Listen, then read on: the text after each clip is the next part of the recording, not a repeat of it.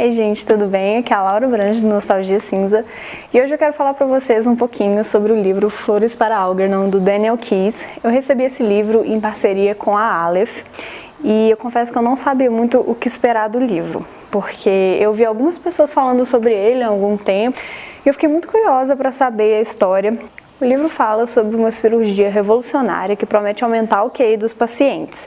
E o primeiro paciente, que é a primeira cobaia, é o Charlie Gordon. E ele tem uma deficiência intelectual grave, passa por esse experimento e o livro narra, em forma de relatórios de progresso, que ele mesmo escreve, esse desenvolvimento dele. Então a gente, no começo do livro, conhece um Charlie mais inocente, com a mentalidade de uma criança que não consegue entender o mundo direito, que ele tem uma visão bem subjetiva, bem peculiar das pessoas que o rodeiam, da infância dele, dos traumas que até então ele nem percebia como traumas, ele percebia mais como acontecimentos e fatos da vida mesmo. E por meio desses relatórios a gente vê esse progresso do Charlie e como que ele vai se transformando em outra pessoa. Então é muito interessante a gente ter esse acesso em primeira pessoa, que é em forma de diário mesmo, por meio desses relatórios, desse desenvolvimento do Charlie. Então a gente consegue ver como ele era uma pessoa antes e como ele se torna uma pessoa completamente diferente depois, como que ele muda, como que ele se reconhece como pessoa. Não acontecia muito antes da cirurgia. E é bem tocante ver no começo que por ele ter uma mentalidade de uma criança, a forma como ele vê o mundo, como ele lida com as pessoas é de uma criança mesmo. Ele trabalha numa padaria, os colegas de trabalho dele zoam ele, criticam, abusam, assediam ele. E ele não vê isso como uma coisa ruim. Para ele, é a forma deles tratarem ele, mas ele lida com essas pessoas como se eles fossem amigos. Então, por ter a mente de uma criança, muitas vezes ele não consegue enxergar maldade naquilo que as pessoas ao redor dele fazem com ele, mesmo que isso signifique algum tipo de violência, alguma agressão, ele não percebe isso. Então, para o leitor, vendo aquela experiência dessa forma e vendo como que o Charlie absorve tudo aquilo, é um tanto quanto revoltante, sabe?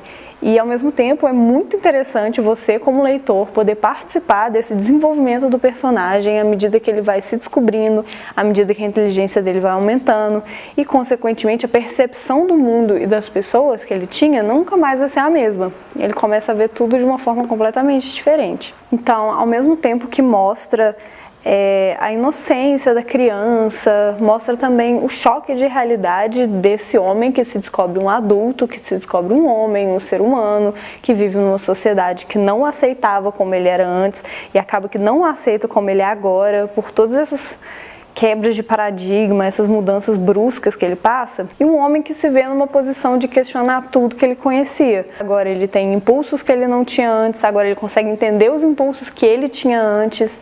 Agora ele tem compreensão a respeito de algumas coisas que lhe foram negadas antes, ou seja, porque ele não conseguia, ele não tinha capacidade de entender, seja porque as pessoas não queriam que ele soubesse. Então é bem interessante observar esse conflito interno do personagem, porque o livro todo é basicamente discussão dele a respeito do mundo, a respeito da sociedade, discussões com ele mesmo, porque quando ele vai aumentando a inteligência, quando ele vai ficando cada vez mais inteligente, ele começa a se ver como outra pessoa completamente diferente do que ele era, inclusive se referindo ao seu eu do passado como Charlie. Então ele fala de si na terceira pessoa, porque ele se vê como outra pessoa, ele se vê de outra forma.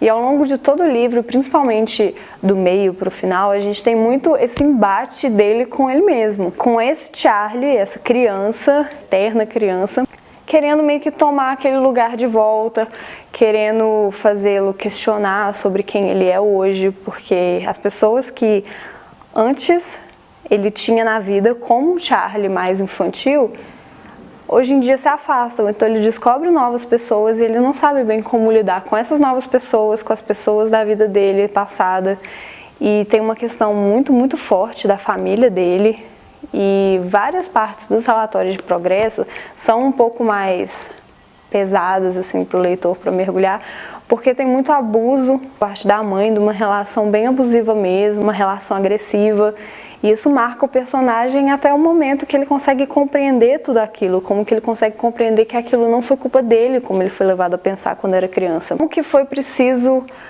ele ter essa inteligência para se entender melhor, para compreender um pouco a vida, a sua vida, para ele conseguir superar uns traumas que o Charlie, com a cabeça dele infantil, não conseguiria superar, porque ele não entenderia que a culpa não é dele. Esse homem adulto mostrar para ele um outro lado da vida. Essa relação com a mãe dele é bem presente no livro todo, incomoda muito, sabe? A forma como a mãe trata um filho naquelas condições e como mesmo adulto e completamente diferente, com sua inteligência aumentada, ainda assim existe uma relação bem conflituosa entre os dois, principalmente por parte dela, parte de aceitar essa diferença, por parte de aceitar que é o filho dela, de qualquer forma que ele venha ao mundo, é o filho dela. E Flores para Algernon também é um livro de muitos opostos, então faz uma relação do presente, do passado e talvez da possibilidade de um futuro, que ele ainda não sabe o que vai acontecer com ele. Tem a relação do real com o imaginário, então muitas vezes ele não sabe se algumas coisas realmente aconteceram ou se foi fruto da imaginação de um Charlie mais inocente ou de um Charlie adulto que ainda está aprendendo a perceber o mundo da forma como a maioria das pessoas percebe. E também pelo próprio tema do livro, né? O autor bate muito na tecla da inteligência versus retardo.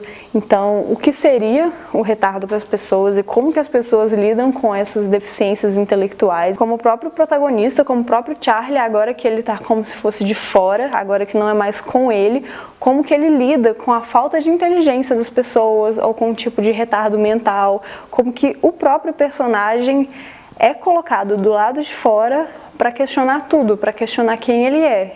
E ele tem algumas surpresas com a forma como ele próprio, que teoricamente deveria entender como é passar por tudo isso, lida com essa situação. E da forma como ele próprio acaba assumindo um papel que as pessoas comuns assumem com aquilo que é diferente. Então, muitas vezes, numa forma de deboche, uma forma mais agressiva, tentando hostilizar aquilo que a gente às vezes não entende, aquilo que é diferente pra gente. Então, é um livro meio que faz o leitor se sentir na pele do Charlie, de sair de si para se observar de fora. Eu acho que esse é o ponto mais forte do livro, porque às vezes a gente tem vontade de ver a nossa vida com outros olhos, porque às vezes a gente acha que a gente vai conseguir entender se for outra pessoa olhando de fora pra gente. Livro que, apesar de prometer uma experiência mais um pouco de talvez ficção científica ou alguma coisa assim, eu achei um livro bem reflexivo, sabe? Um livro bem para trazer o leitor para dentro de si também. E Flores para Algernon também é um livro que fala muito sobre possibilidades.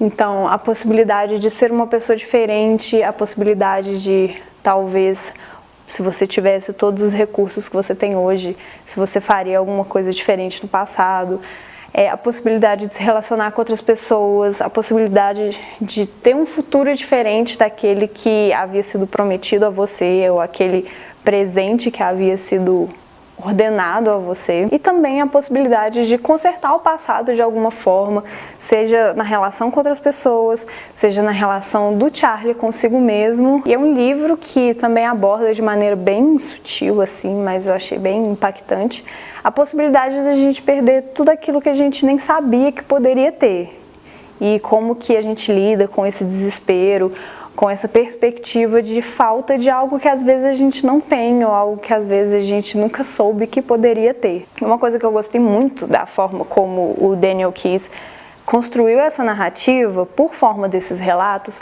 foi que ajuda o leitor a entrar mais na mente do Charlie, porque quando a gente tem um narrador onisciente, a gente consegue entender mais o enredo, a questão do que está acontecendo, aquele contexto, por que as coisas aconteceram de tal forma. Mas quando a gente só tem a visão de um protagonista, de um personagem que tem tantas nuances, que passa por tantos processos, que tem tantos desenvolvimentos, a gente consegue aprofundar mais na intenção do autor com aquela narrativa e a gente consegue se conectar mais com esse personagem. Então é incrível no começo. Esses relatos, como eu falei, são mais infantis, são mesmo uma criança falando e contando as coisas que acontecem com ela. Até depois a gente consegue perceber, por meio desses relatos, a transformação sutil, o desenvolvimento depois daquela cirurgia, como que nos detalhes o Charlie vai mudando, ele vai tendo percepções diferentes, ele começa a fazer reflexões sobre algumas coisas que antes passavam despercebidos, ele começa a questionar, às vezes, algumas falas das pessoas que ele convivia, daquelas que ele achavam que eram suas amigas, até que a gente chega no ponto de ruptura. E fica muito claro por meio desses relatórios, e eu acho que foi a melhor forma que o autor poderia ter feito, de trazer o leitor nessa imersão, de fazer o leitor se sentir tão ligado com o Charlie como a gente se sente lendo os relatórios de progresso, lendo os relatos dele, as sensações, os sentimentos. E eu gosto muito quando a gente consegue ter acesso mesmo a um protagonista que tem uma visão de mundo tão diferente, sabe?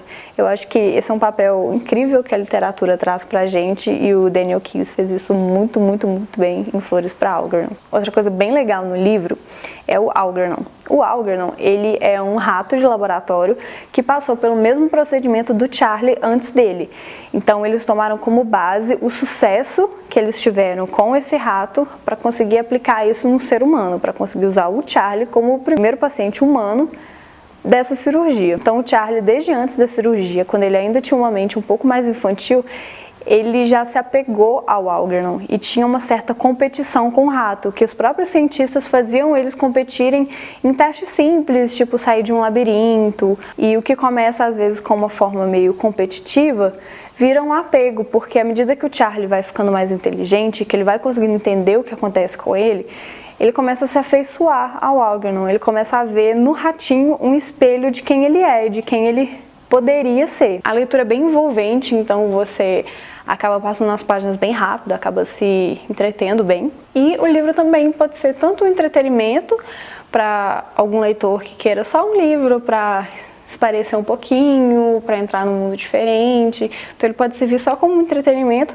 como também pode desencadear algumas reflexões, pode gerar alguns questionamentos, caso você esteja disposto a mergulhar mais nessa narrativa. Então é um livro para tipos bem diferentes de leitores, eu achei bem legal. Eu fiquei muito feliz de ter lido esse livro, de ter conhecido um pouco mais do autor. É o primeiro livro do autor que eu leio e com certeza eu vou pesquisar um pouco mais dos outros trabalhos dele, eu tenho certeza que eu vou gostar bastante.